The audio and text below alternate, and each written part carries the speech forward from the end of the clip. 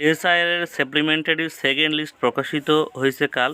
যাদের নাম প্রথম সাপ্লিমেন্টারি লিস্টে ছিল না তাদের নাম সেকেন্ড সাপ্লিমেন্টারি লিস্ট উঠলো কিনা আপনি কিন্তু দেখে নিতে পারবেন।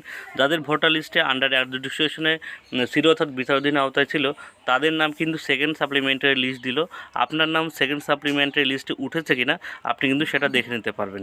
প্রথম সাপ্লিমেন্টারি লিস্টে বেশিরভাগ বিধানসভা কেন্দ্রেই কিন্তু নাম উঠেছিল না বা কাজ সম্পূর্ণ হয়েছিল না, কিন্তু সেকেন্ড সাপ্লিমেন্টারি লিস্টে বেশিরভাগ বুথ কেন্দ্রে বা বেশিরভাগ বিধানসভা কেন্দ্রে কিন্তু কাজ কমপ্লিট হয়ে গেছে এবং আপনার বিধানসভা বা আপনার বুথে সেকেন্ড সাপ্লিমেন্টারি লিস্টটা প্রকাশিত হলো কিনা আপনি সেটা কিভাবে দেখবেন এবং আপনার নাম সাপ্লিমেন্টারি লিস্টে যদি উঠে যায় তাহলে আপনি কিন্তু ভোট দিতে পারবেন এবং আপনার নামটা উঠলো কিনা আপনি সেটা কিভাবে দেখবেন এবং সেই লিস্ট কিভাবে ডাউনলোড করবেন এই ভিডিওর মাধ্যমে জানাবো।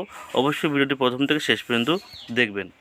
এটা দেখার জন্য, এই লিস্ট ডাউনলোড করার জন্য আপনাকে প্রথমে গুগল বা ক্রোম ব্রাউজারে আসতে হবে। এসে লিখে আপনি সার্চ করবেন এনভিএসপি লিখে সার্চ করার সাথে সাথে প্রথম যে অপশনটা দেখতে পাচ্ছেন ভোটার, এই অপশনে আপনি ক্লিক করবেন। এই অপশনে ক্লিক করলে আপনার সামনে নতুন আর একটা পেজ কিন্তু ওপেন হবে। দেখতে পাচ্ছেন নতুন একটা পেজ কিন্তু আপনার সামনে ওপেন হবে। এই পেজটা আপনার সামনে ওপেন হবে। এখানে বিভিন্ন রকম অপশন আপনারা দেখতে পাচ্ছেন, কিন্তু আপনাকে যেতে হবে দেখতে পাচ্ছেন এখানে লেখা আছে ডাউনলোড ইলেকটোরাল রোল। এই অপশনে আপনি ক্লিক করবেন। ঠিক আছে, এই অপশনে আপনাকে ক্লিক করতে হবে। এই অপশনে ক্লিক করার সাথে সাথে আপনাদের সামনে আর একটা পেজ ওপেন হয়ে যাবে। এখান থেকে প্রথমে আপনাকে এখান থেকে স্টেটটা সিলেক্ট করে নিতে হবে। ঠিক আছে, অর্থাৎ আমরা ওয়েস্ট বেঙ্গলি ভোটার লিস্ট দেখবো, সেজন্য একদম ওয়েস্ট বেঙ্গলটা লেখাতে একদম লাস্টে থাকে, ওয়েস্ট বেঙ্গল সিলেক্ট করে নেবেন। তারপর আপনার সামনে এমনভাবে কিন্তু পেজটা ওপেন হয়ে যাবে। ঠিক আছে, এখানে দেখতে পাচ্ছেন লেখা আছে রোল টাইপ, যে লেখাটা আছে এইখানে আপনি ক্লিক করবেন। এখানে ক্লিক করে আপনার সামনে এমন একটা পেজ ওপেন হবে।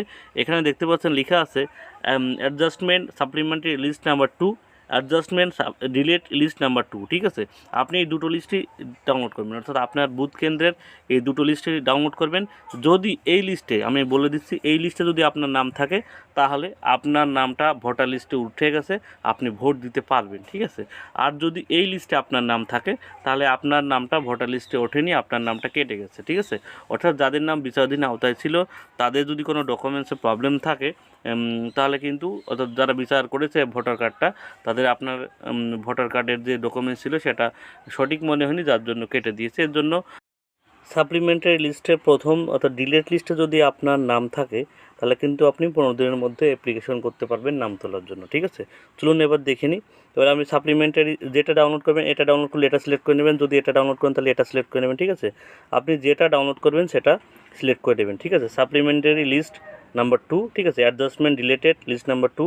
ঠিক আছে, দেখতে পাচ্ছেন adjustment supplementary list number 2, adjustment delete list number 2। আপনার যেটা খুশি সেটা ডাউনলোড করে নেবেন। এখান থেকে ডিস্ট্রিক্ট সিলেক্ট করে নেবেন। ঠিক আছে, আপনার যে ডিস্ট্রিক্টের আপনি বাসিন্দা, অর্থাৎ যে ডিস্ট্রিক্টের ভোটার লিস্টটা দেখতে পাচ্ছেন সেই ডিস্ট্রিক্টটা এখান থেকে সিলেক্ট করে নেবেন এবং আপনার বিধানসভা কেন্দ্রটা এখান থেকে সিলেক্ট করতে হবে, অর্থাৎ কত নম্বর বিধানসভা আপনার সেটা কিন্তু এখান থেকে আপনাকে সিলেক্ট করে নিতে হবে। ঠিক আছে, তবে ল্যাঙ্গুয়েজটা অটোমেটিক বেঙ্গলিতে চলে আসবে।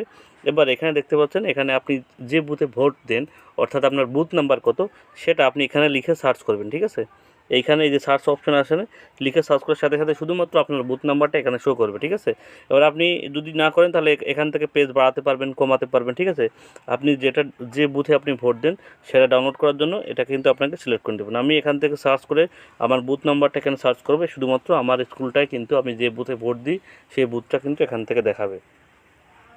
দেখতে পাচ্ছেন এর আগে কিন্তু অনেকগুলো বুথ দেখাচ্ছিল, এখন শুধুমাত্র আমার বুথ নাম্বার দিয়ে সার্চ করলাম, এখানে কিন্তু বুথগুলো সিলেক্ট হয়ে গেল। এবার আপনি এখান থেকে এই বুথ নাম্বারটা সিলেক্ট করবেন। ঠিক আছে, সিলেক্ট করা হয়ে গেল। আসার পর এখানে যে ক্যাপচার কোডটা আছে, ক্যাপচার কোডটা দেখে আপনি এখানে ফিল আপ করবেন। তারপরে যে ডাউনলোড সিলেক্টেড পিডিএফ ক্লিক করার সাথে সাথে কিন্তু আপনার পিডিএফ ফরম্যাটে কিন্তু সাপ্লিমেন্টারি সেকেন্ড লিস্টটা কিন্তু ডাউনলোড হয়ে যাবে।